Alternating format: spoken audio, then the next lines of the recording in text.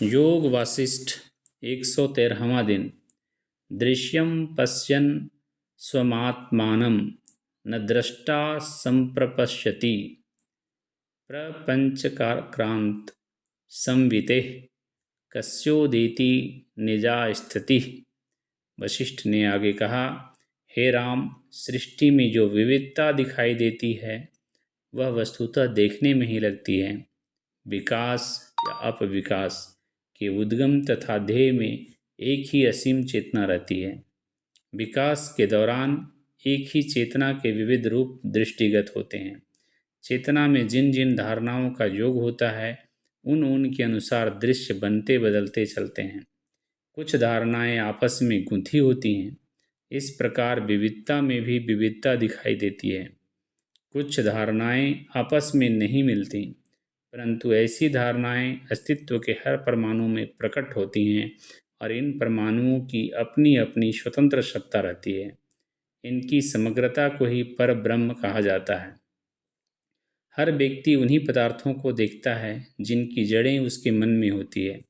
जब मन में होने वाले विचार फलीभूत नहीं होते तब मन में परिवर्तन होता है। इन मनोवैज्ञानिक परिवर्तनों के अनुरूप जन्मों का सिलसिला चल पड़ता है। यही मनोवैज्ञानिक जोड़ तोड़ जन्म और मरण की अवधारणा उत्पन्न करता है और शरीर की प्राप्ति कराता है।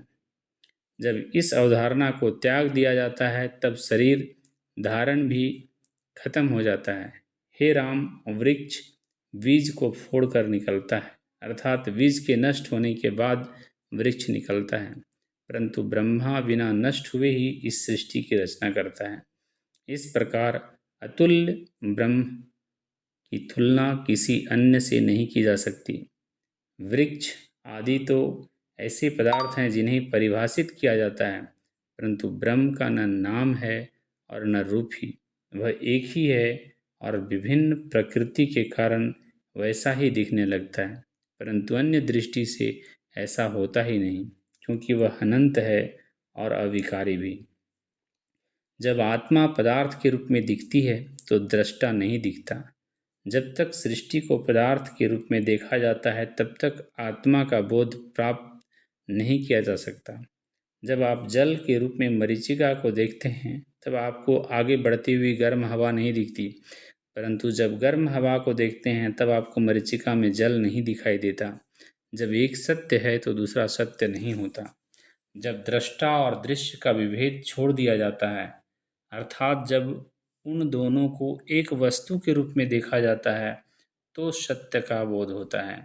कर्ता से भिन्न कोई ऐसा पदार्थ नहीं होता जो उससे पूर्णतः विभिन्न प्रकृति का हो। नहीं आत्मा को पदार्थ के रूप में देखा जा सकता है। इस दर्शन में विभेद है ही नहीं।